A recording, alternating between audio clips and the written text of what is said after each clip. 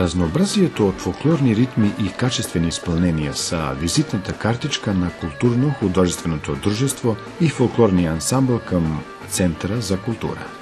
Създадено през 1944 година, дружеството е едно от най-популярните трупи, представящи българското автентично фолклорно богатство в Сърбия и в чужбина. От началото на своето съществуване през последните 70 години, съставът е изнесъл редица концерти, има богата история и множество признания от домашната и международната сцени.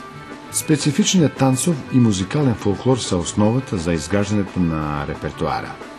Фолклорните ансамбли и оркестра, особено през последните години, отчитат усилена концертна дейност. Културно-художественото дружество представява един основен факт на културната дейност в нашето градче в рамките на опазването на културната традиция и народното творчество, народните песни, танци и фолклорната традиция на нашия край. С години млади хора, членове на културно-художественото дружество, се грижат и работят на запазването на тази традиция и на обогатяването на културното творчество на фолклорния състав. Всяка година имаме по-голям интерес на млади хора да се включат в работата на културно-художественото дружество. Млади хора, превъзходно мисля на учениците от 3-4 клас, начална група в танцовия състав, които продължават тази традиция, проявяват интерес за участие в тази дейност, така че казвам, има устойчивост, има интерес, има едно богатство на културна дейност. Това е и резултат на многобройни културни връзки, както между нашето културно-художествено дружество и културни институции от Република Сърбия, така и от чужбина. И в рамките на това културно-художествено сътрудничество са многобройни фестивали в Република България, Република Гърция, Чехия, където участвахме и представихме нашата културна традиция с успех за удоволствие на нашия културната традиция, културен обем, който реализираме и за удоволствие на нашата община, която успешно и града представяваме в международни мащаби. Програмата на ансамбъла е базирана на традиционната българска фолклорна култура. Това е една вълшебна симбиоза от завладяваща и спираща духа музика, великолепие от народни песни и танци, тясно свързани с традиции и ритуали.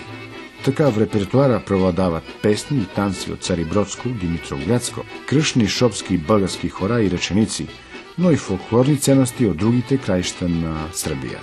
Богатият репертуар от различни стилове разиграва сърцата на публиката, особено младите танцори, които със своя емоционален заряд, свихрени хора и с много жар се представят пред любителите на фолклорното изкуство. Kulturno-umetničko društvo Centar za kulturu formirano je daleke 1944. godine kao folklorna sekcija Caribrod, a od tada radi neprekidno pri Centru za kulturu. Na svom repertoaru ima 20 koreografija i vrlo je specifičan jer repertoar ubraja folklorne sekcije i iz Bugarske i Srbije. Ima oko 250 članova uzrasta, školskog uzrasta od 7 do 20 godina. Učesnici smo na brojnim festivalima, kako u Srbiji, tako i u inostranstvu i dobitni smo brojnih nagrada i priznanja. Sve više i više se javljaju mladi, što je meni vrlo drago, jer najbolje je da gajimo tu našu kulturnu tradiciju i da spojimo lepo i korisno. Od prošle godine imamo i starije članove koji su se opet aktivirali, kako bi mogo da kažem, i vrlo smo zadovoljni njihovim radom. Културно-художественото дружество сътрудничи с редица млади и стари певци, вокалисти и инструменталисти, както и с много фолклорни формации от Сърбия и България. Благодарение на едно такова сътрудничество през 2001 година израсна грандиозен танцов спектакъл – Международен фолклорен фестивал Нишавски хоровод, който всяка година през месец май се провежда в Димитровград и Драгоман. Нишавския хоровод вече има своя традиция, има подсигурено и значително място в международните връзки на България и Сърбия, по-конкретно Димитровград и община Драгоман, читалище Драгоман. И благодарейки на ентусиазма и идеята на тогавашното ръководство на Център за култура Димитровград и читалище Драгоман, доктор Алекса Радев и Благой Божилов, започна като един международен трансграничен културен проект с идея да се запази културното художествено творчество, фолклорната традиция на този край, с една идея, с един мото, Нишавски хоровод, древна европейска култура, понеже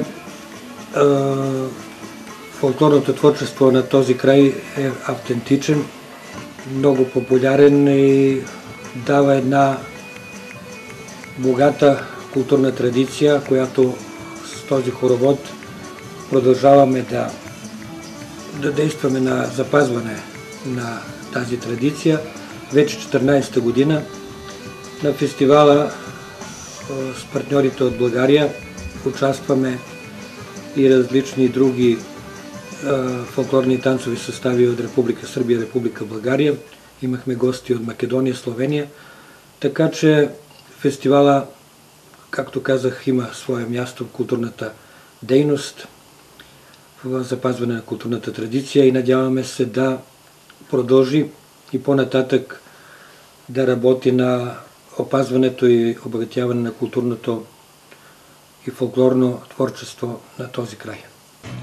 Покрай фолклористите и народният оркестър, динамичен, пълен с музикални идеи и с пъстрота, впечатлява обществеността. В оквиру културно-музичко друштво Център за Димитровград постои и певачка секция и народни оркестър, као и дувачки оркестър Цариброд и Царибродски оркестър.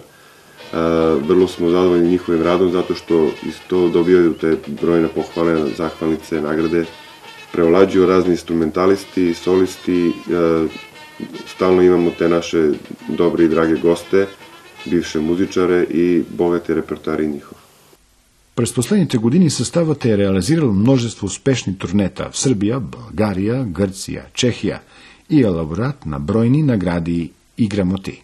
Наградите са удоволствието, което следи след многобройна работа, репетиции и подготвяне за участие на фестивали и културни програми. За тези 7 десетилетия членовете на културното художествено дружество се здобиха с бройни награди и признания като резултат на една качествена и устойчива работа. От Гран-при, наградата на фестивала в Търново, награда на фестивалите в Каварна, Република България, награди от Гърция, награди от фестивала в Праха, Чехия, миналогодишна награда на фестивала на фолклорни танци в Смедревска паланка в Република Сърбия. Така че и фолклорния състав и индивидуални изпълнители са носители на няколко награди, които все пак говорят за доброто качество и добрата работа, която се прилага в дейността на културно-художественото дружество.